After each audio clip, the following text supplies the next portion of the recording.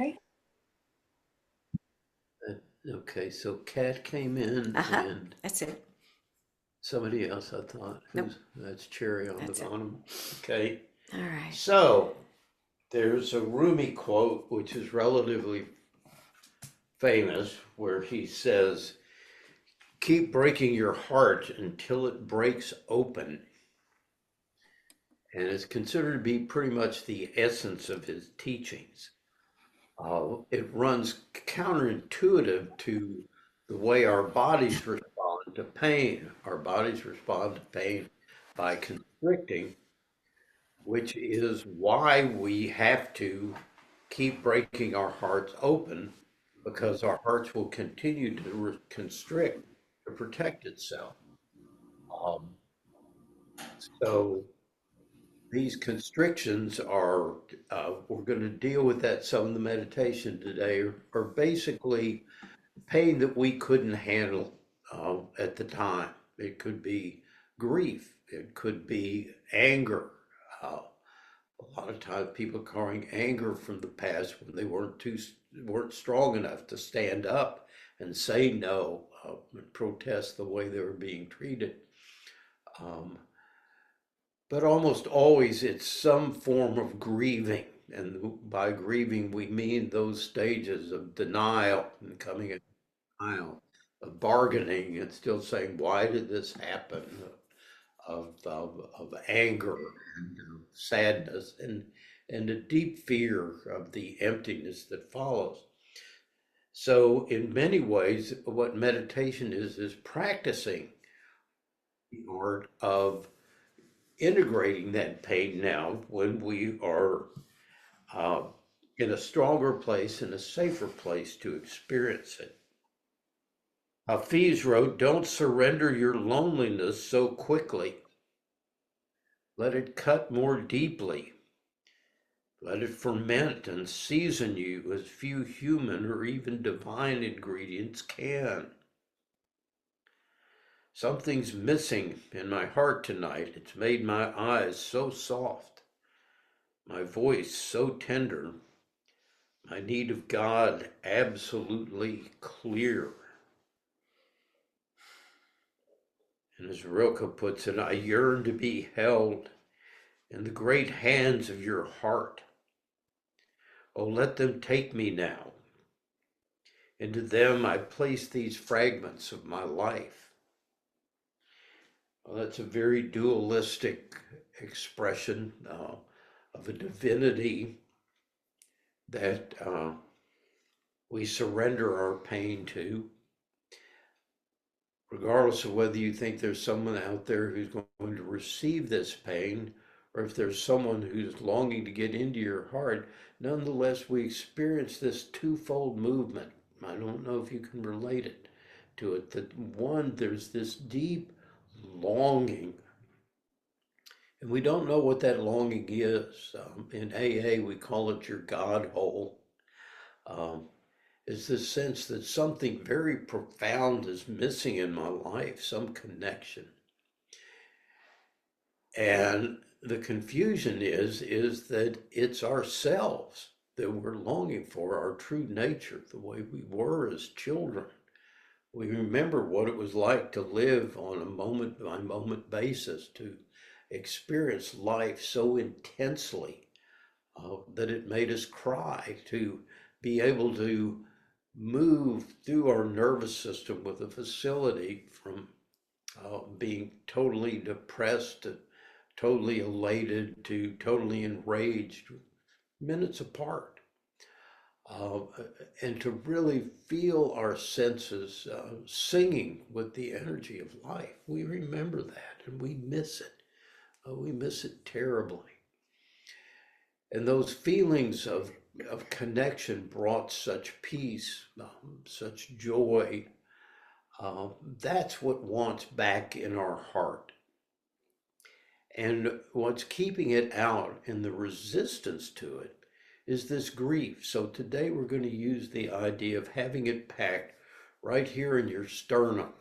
So in the meditation, I'm going to ask you to find a point of sensitivity. It's generally right about here, where you feel that longing, where you feel that pain is wanting to leave. Uh, so we carry the longing, but we also carry the resistance. So this is going to be the point of resistance that's the most painful, because that's where you're pushing everything, pushing against everything. So again, we're using Cornfield as a model for this. And he says, just as we open the body, as we talked last week, sensing its rhythm, touching it with a deep and kind attention, so we can open and heal other dimensions of our being. The heart and feelings go through a similar process of healing through the offering of our attention to its rhythms, nature, and needs. And most often opening begins by opening to a lifetime's accumulation of unacknowledged sorrow, with our personal sorrows and the universal sorrows of warfare, hunger, old age, illness, and death. At times we may experience this sorrow physically as contractions and barriers around our heart. But more often we feel the depth of our wounds, our abandonment, and our pain as unshed tears. The Buddhists describe this as an ocean of human tears larger than the four great oceans. And as we take the one seat to develop a meditative attention, the heart presents itself naturally for healing. The grief we've carried for so long from pains and dashed expectations and hopes begins to arise. We grieve for our past traumas and our present fears, for all the feelings we never dared experience consciously. Whatever shame or unworthiness we have within us arises from our early childhood and family pain, the mother and father wounds we hold, the isolation, any past abuse, physical or sexual, are all stored in the heart. Jack Engler, Buddhist teacher and psychologist at Harvard, has described meditation practice as primarily a practice of grieving and letting go. At most of the retreats I've been a part of, nearly half the students are working with some level of grief. And out of this grief work comes a deep renewal. And as Tiffany was saying, many of us are taught we shouldn't be affected by grief and loss, but no one is exempt. One of the most experienced hospice directors in this country was surprised when he came to a retreat and grieved for his mother who died the year before. This grief, he said, is different from all the others I work with. It's my mother. Oscar Wilde wrote, "Hearts are made to be broken." And as we heal, our hearts begin to break open fully. Powerful feelings and deep unspoken parts of ourselves arise. And our task in meditation is first to let them move through us, then to greet them, recognize them, and allow them to sing their song. As the great Southern poet Wendell Berry illustrates, I go among the trees and I sit still. All my stirrings become quiet around me like circles on water. My tasks lie in their places where I left them, asleep like cattle. Then what I'm afraid of comes, and I live for a while in its sight. What I fear in it leaves it, and the fear of it leaves me. It sings and I hear its song. What we find as we listen to the songs of our rage or fear, our loneliness or longing, is that they do not stay forever. Rage turns to sorrow, sorrow turns to tears. Tears may fall for a long time, but then the sun comes out. A memory of an old loss sings to us. Our body shakes and relives the moment of loss, and then the armoring around that loss gradually softens. And in the midst of the song of tremendous grieving, the pain of that loss finally finds release.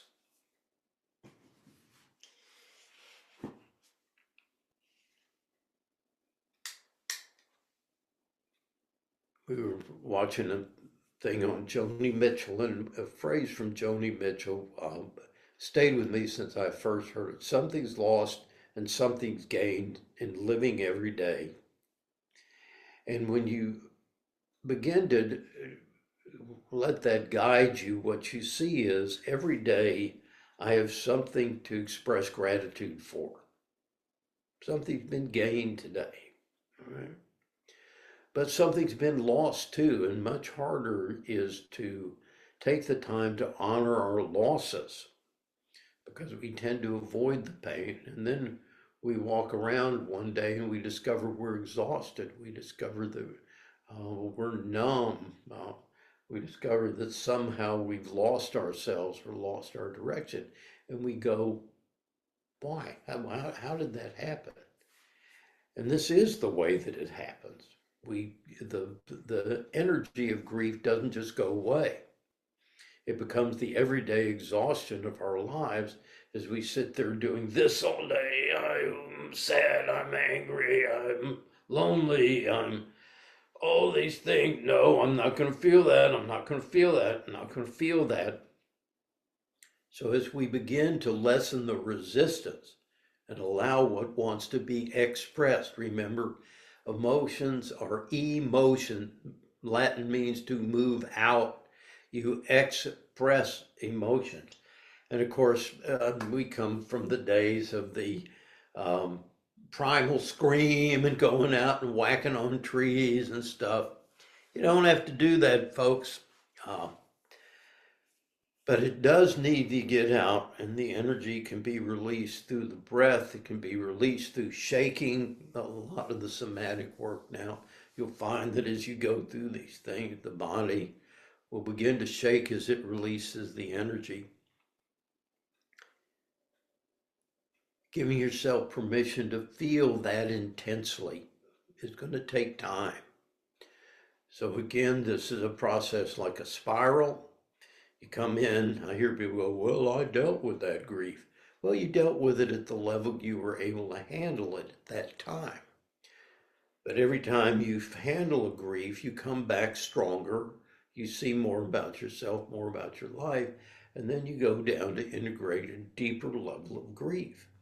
And sometimes we find ourselves grieving more deeply for something we thought we had finished with than some of the things that are happening currently.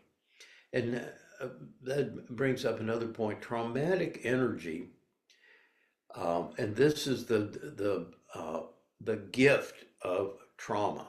Any of you have PTSD, is that when we hit a trauma, all the traumas from the past join us. The whole amygdala becomes activated. And so you start remembering things that you had completely forgotten. Because your brain is bringing them forward in case you need to remember to deal with the current crisis. So that's another opportunity to heal. We need to learn the art when we're in a storm. The Arabs have this thing. If they get caught in a sandstorm, you know what they do? They lay their camel down. They lay in the shelter of the camel's body and they cover themselves with a rug. And when the sandstorm passes, they get up out of the sand and they move on. They actually use that as an opportunity to stop, feel the storm, and let it pass. So today, again, we're going to meditate on the heart. So get in a comfortable position.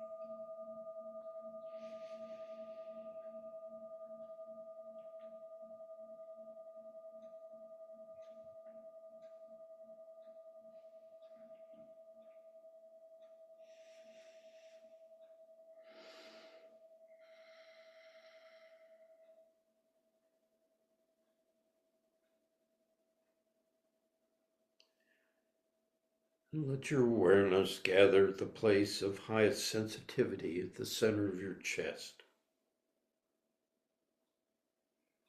And if you want, you can take the fingers of either hand and gently press on that point.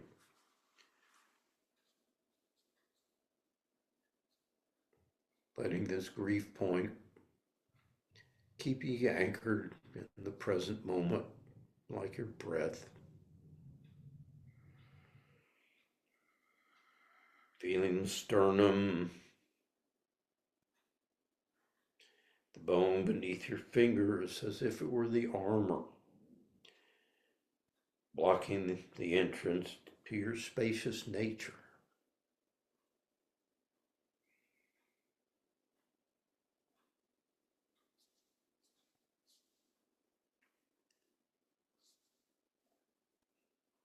Keeping pressure steadily but without force. Entering into that pain.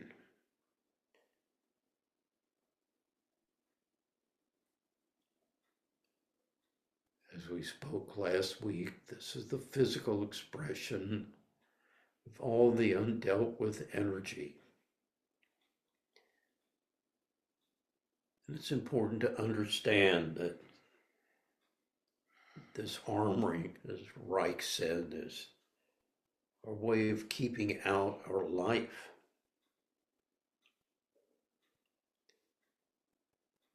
And as you said, allow yourself to open, making a conscious choice. As we said, I'm aware, I'm awake. I open my heart to my pain without judgment, without criticism, without any effort to fix. Beginning to enter the years of accumulated sentiment, of unfelt, unexpressed, unexamined feelings.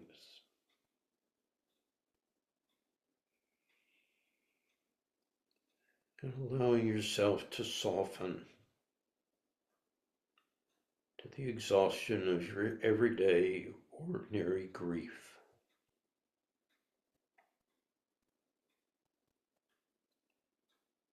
Surrendering your resistance to discomfort, to the pain of life.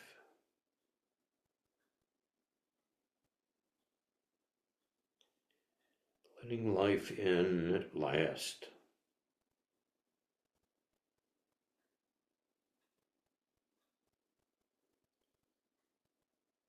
Softening the armoring, the resistances of a lifetime.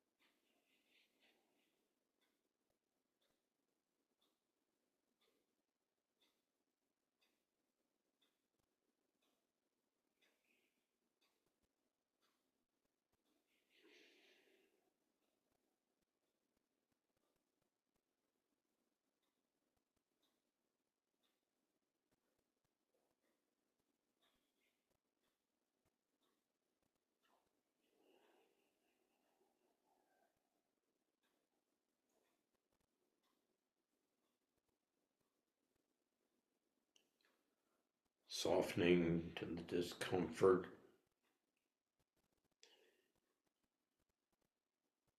softening the resistance,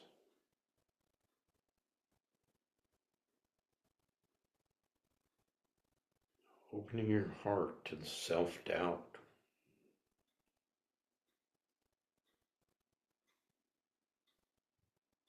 to the feelings of being unsafe.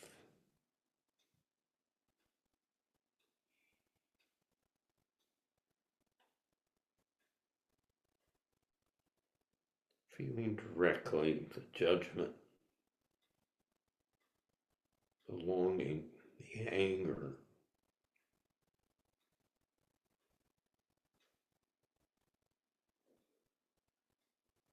the hidden griefs of shame and secret fears, unrequited loves.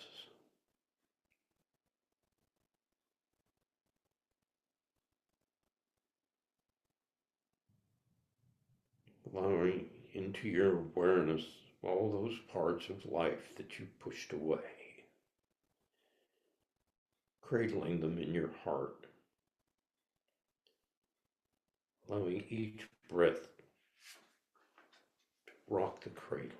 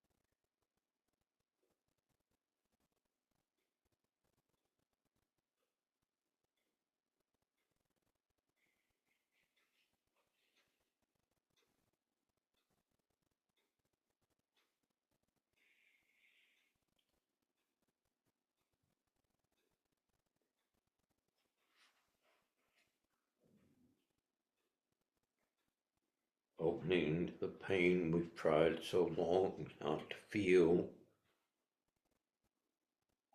feeling the resistances of fear, of habits of closing, the protective devices of the mind wanting to know why or control. And with compassion, just continue to face and soften to these parts of your life that you've lived through. The pain, the posturing, the hiding,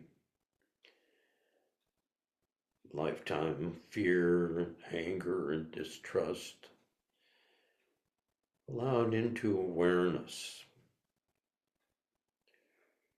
remembering how hard it is to live with our hearts closed, to live armored and frightened, unavailable to life and to ourselves. So with steadfastness, rooted in the earth,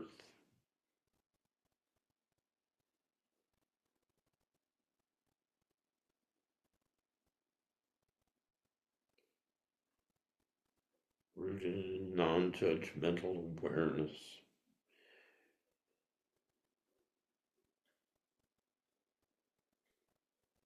breathe these parts into the heart, letting them dissolve and be healed.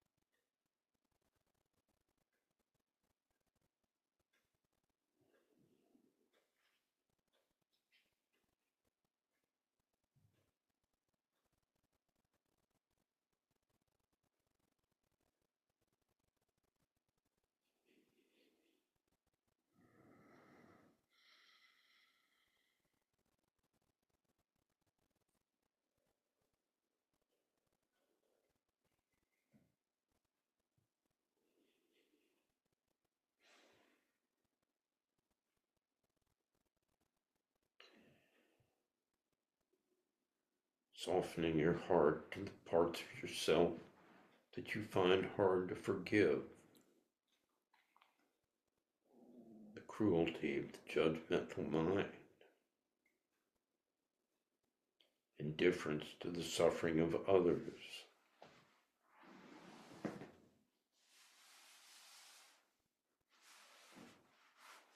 Moments that you've hated yourself, wanted to die.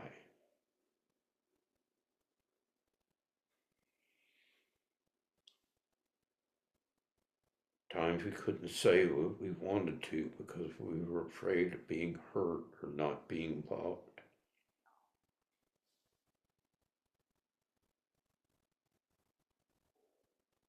Times we wondered if we would ever know what love is.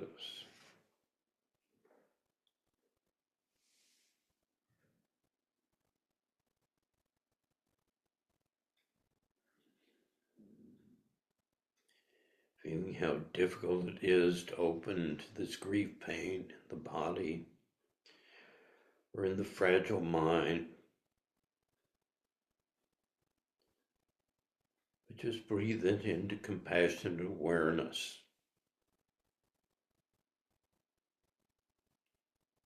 Which drinks from our pain, turns it back into spirit, its unconstricted energy.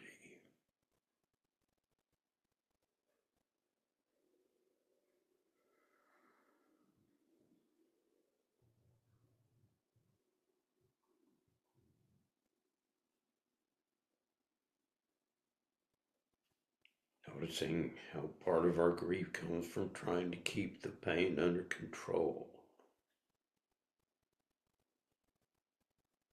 And allow your heart to break open at last.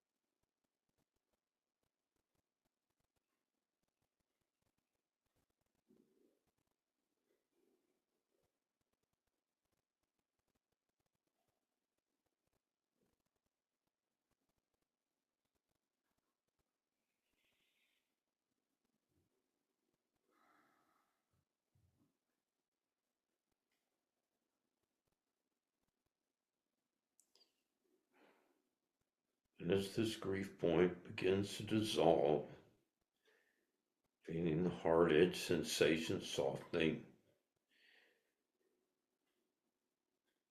you may feel yourself breathing in a loving kindness.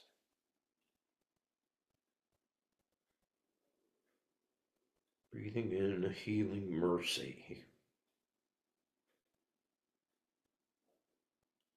a gentleness and a tenderness towards your pain.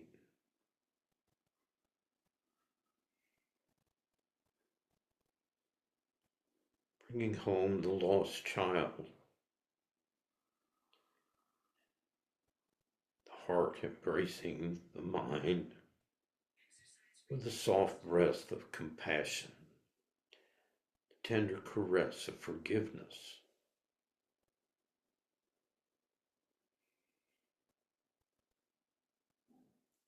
Feeling the grief point once again becoming the heart point. The body beginning to hum, the cells like dry sponges absorbing this mercy and compassion.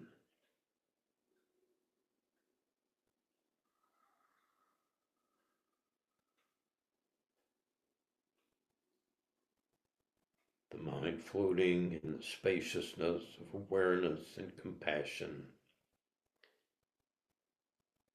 As feelings of separation increasingly become a sense of inseparability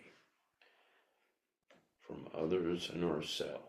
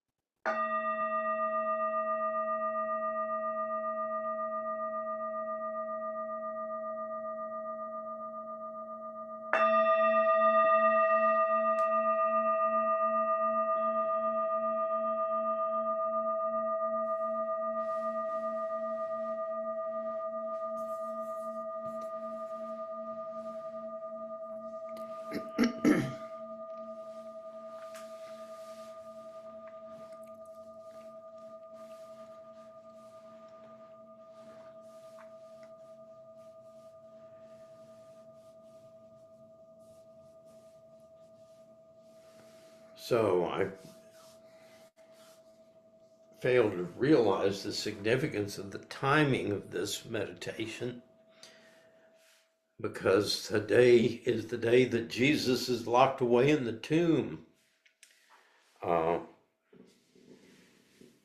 the story of Easter may not be literal history, but it's definitely an accurate map of death and rebirth as far as our closing ourselves off to life and coming back into more abundant life, which was the whole point of Jesus's teaching, was how to live life abundantly.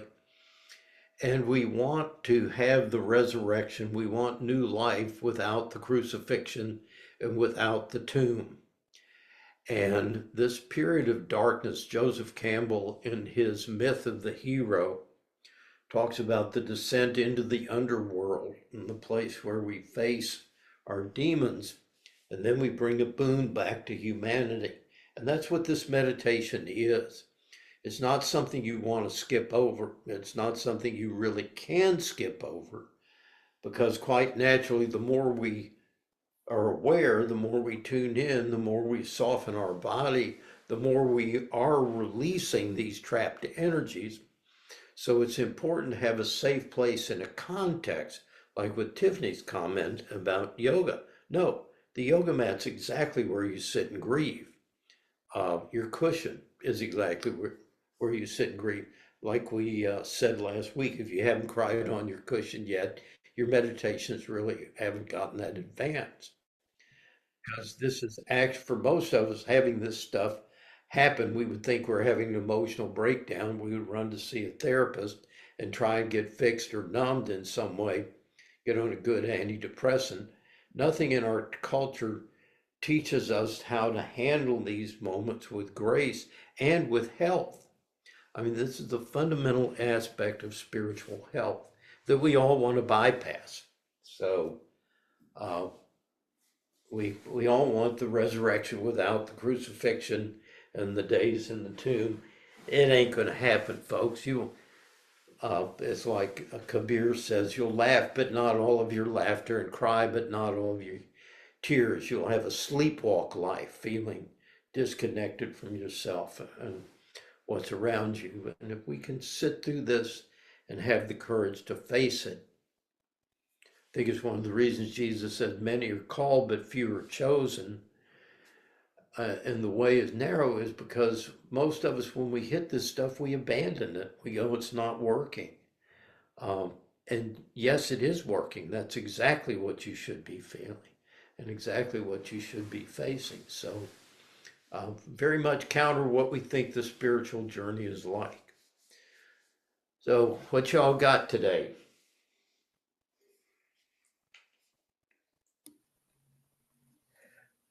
Bart, that was so powerful. Thank you. Um, so there's so many. It seems like it's Easter.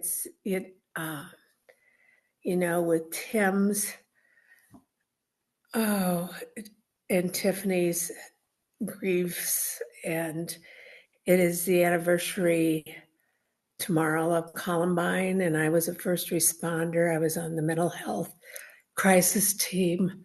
And it just made me realize part of what I grieve, over past traumas and that kind of thing is not feeling like I was enough.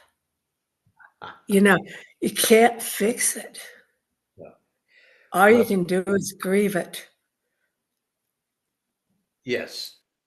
And I like that you can't fix it and you can take a step beyond that. And uh, I've told the story on myself at one of Father Kennedy's meditation where he was telling the story of Basho and the cat.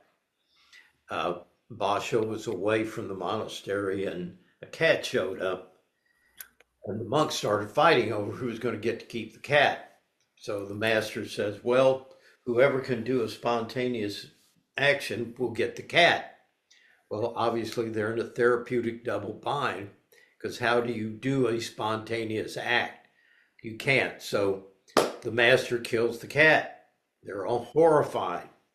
So Basho comes back and they tell him the story and he doesn't respond. He simply puts his sandal on his head and walks back out of the zendo. The master says, too bad Basho wasn't here. He could have had the cat. Now, what's the point? The point was I'm sitting there feeling guilty because what had just happened um, down at what was the place in Texas where they had the school shooting, Uvalde. Uvalde, had just happened, and I was saying I should be down there demonstrating against, selling these kinds of weapons and stuff.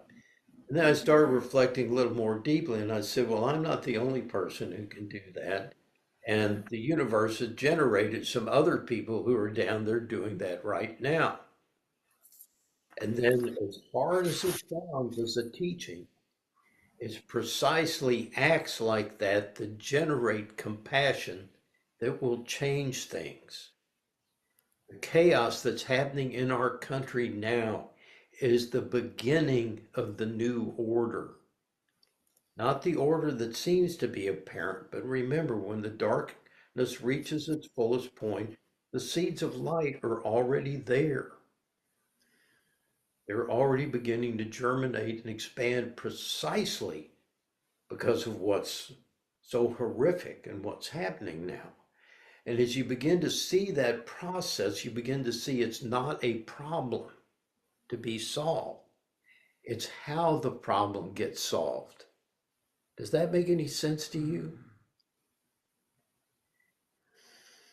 It's precisely the pain of being closed off, the pain of the darkness, that we give the longing for new life in a different way.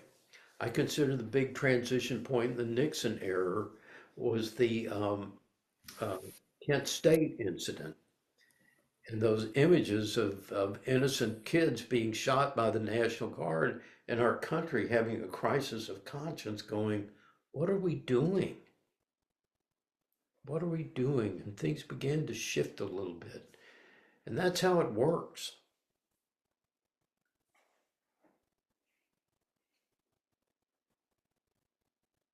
So having the capacity to stay open in the midst of that intense emotion is the gift that this stuff gives us.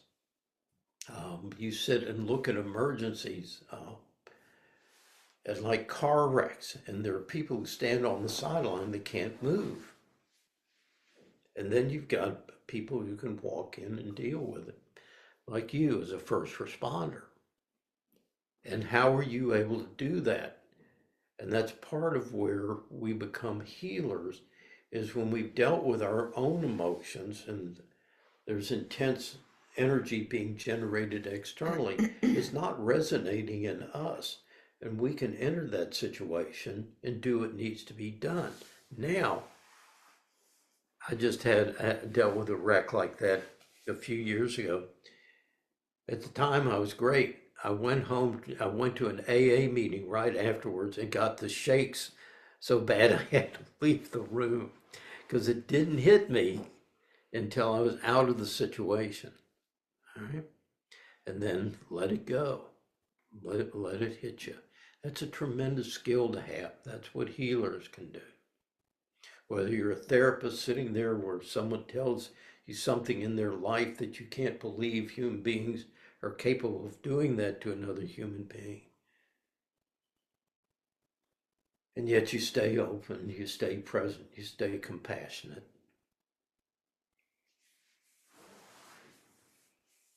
It's the gift.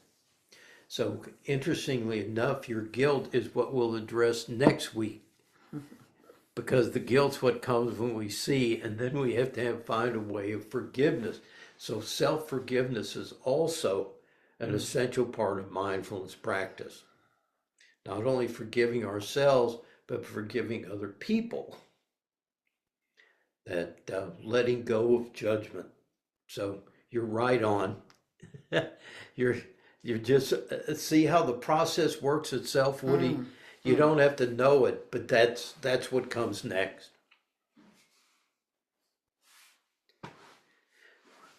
See, we savor the guilt and think the sign of being a good person is how guilty you feel about everything. The guilt makes you totally ineffective. It's worthless. Find a spiritual teacher, not a religious teacher, who teaches guilt and shame. I defy you. It's totally worthless.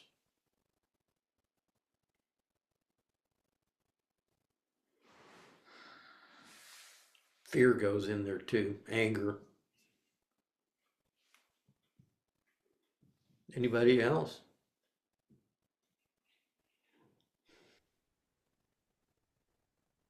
I'll go. Go. Um, I've been having heart palpitations, and they're calling them premature ventricular contractions. And it makes you feel like you're having a panic attack constantly. And of course, each time I get one, then I have a panic attack. And so it gets worse. And it just, it, anyway, there's pain right here. And I'm not having a heart attack. I know that. The pain is right here. And I kept telling Dean, it hurts right here. It's tight right here. And what I've learned just over the last couple of days and from this and from talking to Bart earlier, that I've been holding in so much grief and so much pain, well, for my lifetime, but just recently with my youngest daughter who's suffered severe postpartum depression, hospitalized twice. And I've been in this I have to fix it mode. And so I haven't felt it. And then my grandkids come to visit and they're precious, but it's like a constant PTSD attack because they're just constant. And Out of control. every time my door would open and I would have that flip flop in my heart, like, oh fuck, what the fuck do they want now? And you have to act. It's like, I'm hungry. Okay, I have to get pancakes. I'm thirsty. Okay, I have to do this. And so the whole point of this is that it's like my adrenaline button has been pushed and it won't stop. And I know, and they're so precious. And, I taught her the bird app where you can identify the birds. And we would do that, and that was fun. And but my youngest grandchild she's so hyper and so full of energy. Bart met her, and but I fussed at her a lot, and all I've felt since she left was guilt because I must have fussed at her too much. And then her dad texted me on the way to school Monday and said, these are the birds we identified during our walk. Wow. So she took that with her, so maybe I did something right. Fuck. There's not a parent on the screen that doesn't know exactly what you're talking about. I And didn't happen with grandkids, but hey, it's yeah, realize that we talk about finding your own goodness, and what you're feeling is your own goodness.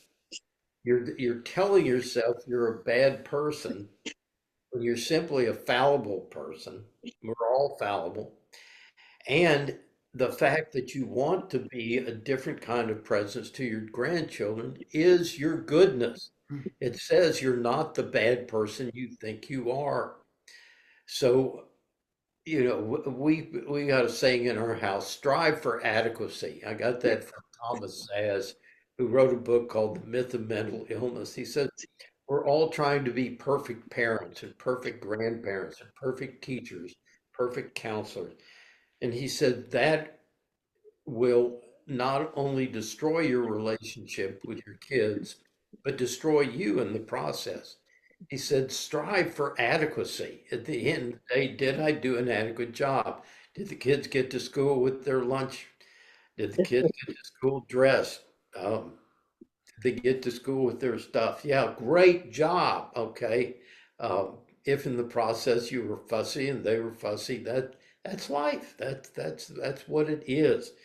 So going back to the guilt that we were talking about with Woody, there's a guy, I think it was Achin Chan. I'm not sure. I always use him as kind of a throw through because no one knows who the fuck he is, and I like saying the word Achin Chan. But he says, "You make Busted. problem, you got problem." And I love that phrase because we don't see that problems are mind constructs. Your dog does not look at life and see problems. There are whole cultures that look at life and don't see problems to be fixed. That's a very Western concept. So that compulsive, what does this mean? And what needs to be fixed that you're doing all day long, that's your suffering. Ignore it. And you know what? Life will go on much more smoothly without you constantly trying to control and intervene. It's amazing. Leave it alone. So it's very much like watching a master versus a novice doing kayaking. Novice worrying about everything on the river. God is good. Does a little dip here, little dip here, little dip here. Just seems to dance down the stream. Same stream again. You make the problem. You've got a problem. It's real. You struggle. See what creates the struggle, and then don't do it. Perry, you were reaching for your. Got something to add? No. Nope. Done. Omi, any burning desire? Glad to have you all with us today. Taking time out of a busy weekend. And it's always good to be with you. Love you all. Good luck with Nandi. Thank you. Have fun with Nandi. We definitely will. May the best dachshund win. And that dachshund is Nandi. No, it's going to be which one was able to avoid distraction and stay on point, which is not necessarily the best one. The best nose for treats at the end of the line is going to win that thing. There you go. Yeah. I mean, take a look at him. If that's not, Oh, that's a racing dog. Look at that. Oh my gosh. he's mentally rehearsing the races. And, That's what he is. He's going through it like great athletes going through it before. that's right. Keeping those neural pathways open. That's right. Dash a newspaper at the finish line. Yeah. All right. Okay. Thumbs and a Wow. wow. Yeah. Send it out to Tim. All right. This one's for you. Deep breath in.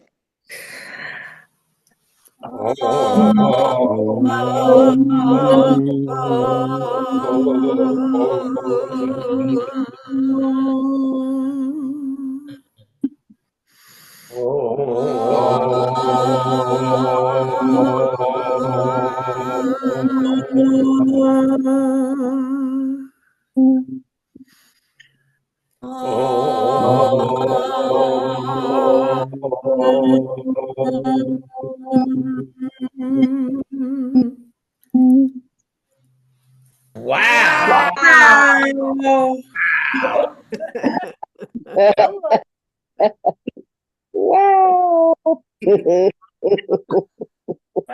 Uh-oh. Have